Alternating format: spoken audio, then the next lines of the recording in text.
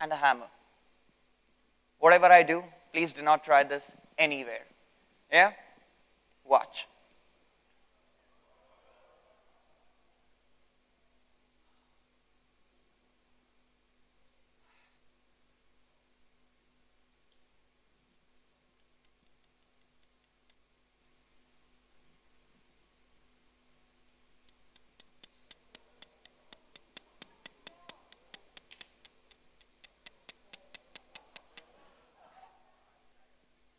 That's instant piercing, rather.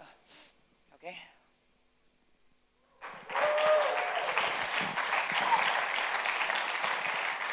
I actually come from a family background of magicians. My dad is Professor MC Sarcar.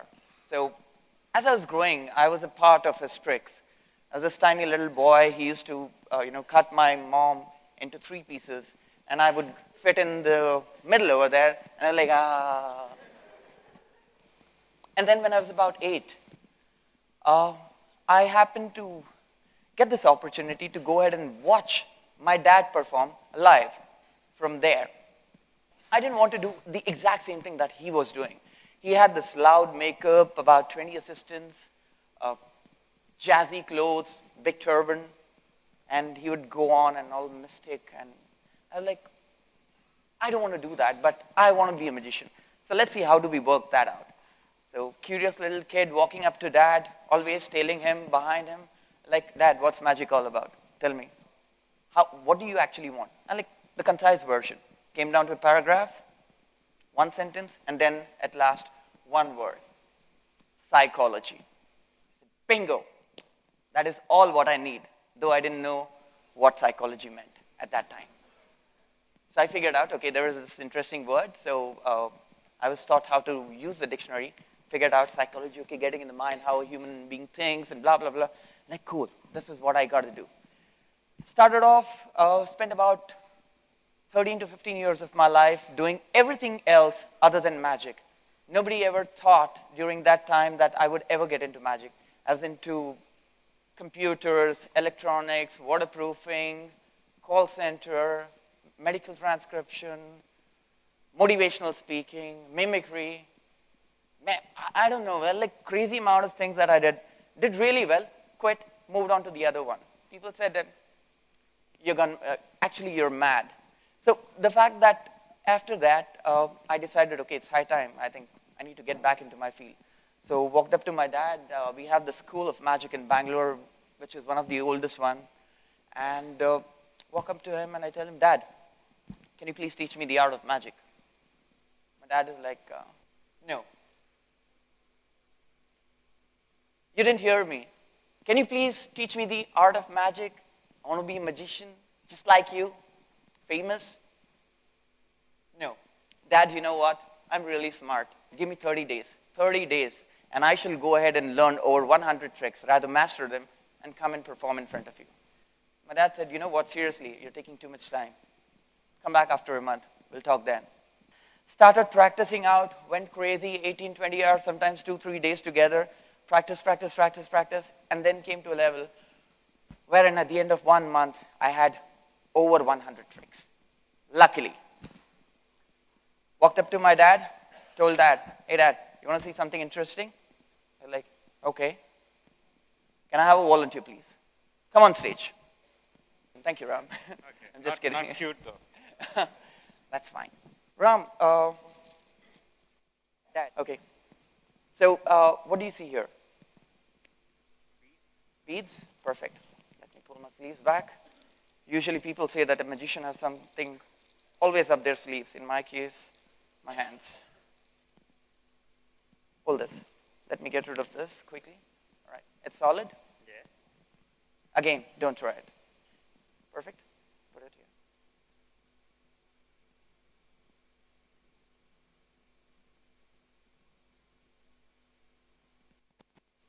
here. Lubricate it a bit. I hate this part. You want to come here, Ram, just in case, so you can get a good look? Okay.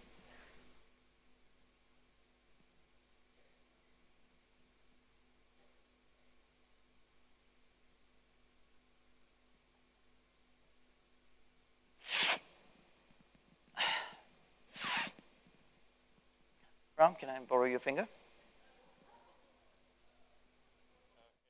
Let us know if you feel something under the skin. You can move your head only if you feel something, okay? Can you? No, there's nothing there. Check. It should be somewhere around here. Yeah. Okay. Thank you. Oh, stop pushing. Okay. Okay. Check my hands. 1 second. Anything? Yeah, it's clean. Nails in between the fingers? No? No. Okay.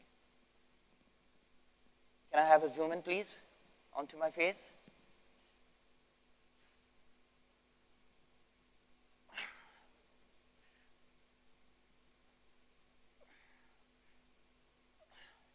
Give me a finger, quickly. Can you feel anything? Slowly, you're like trying to poke into my eye. Yeah? Yeah. You can? Yeah. Nod your head. Yeah. Yeah, you can. All right. Close in. Zoom in, please. Watch this. Come closer, Ram.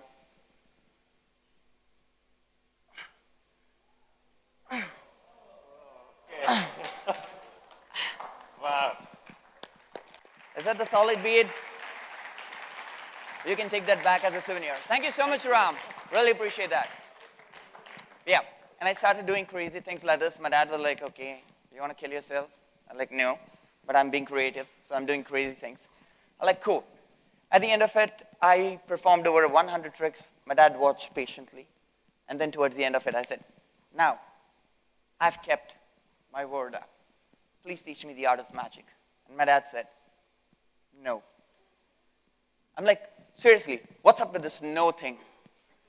He told me, you know what, Ugesh? At this moment, you don't need to learn from me anymore.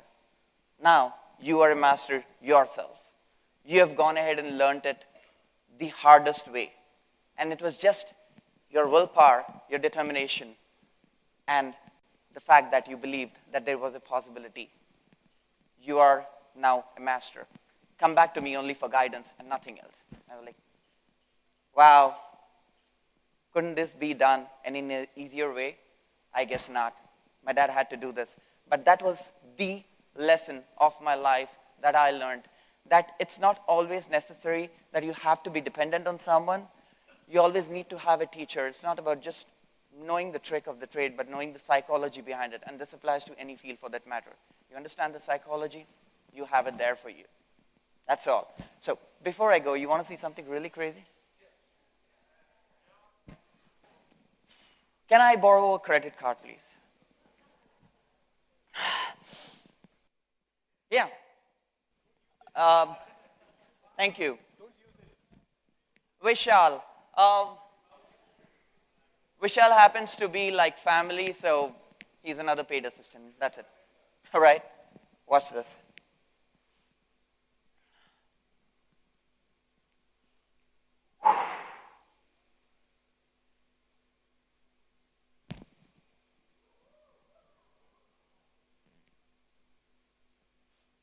We just started.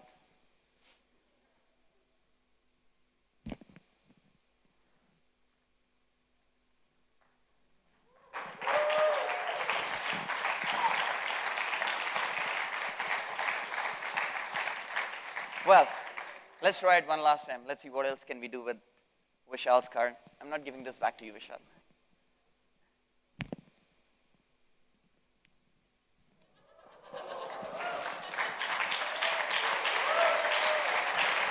Thank you so much, Vishal. There's your card. All right, this talk was purely dedicated to my dad. He's perfectly fine. No worries. Just before you start thinking that there's a sad story behind, by God's grace, he's absolutely fine. This is purely dedicated to him. Thank you, Dad.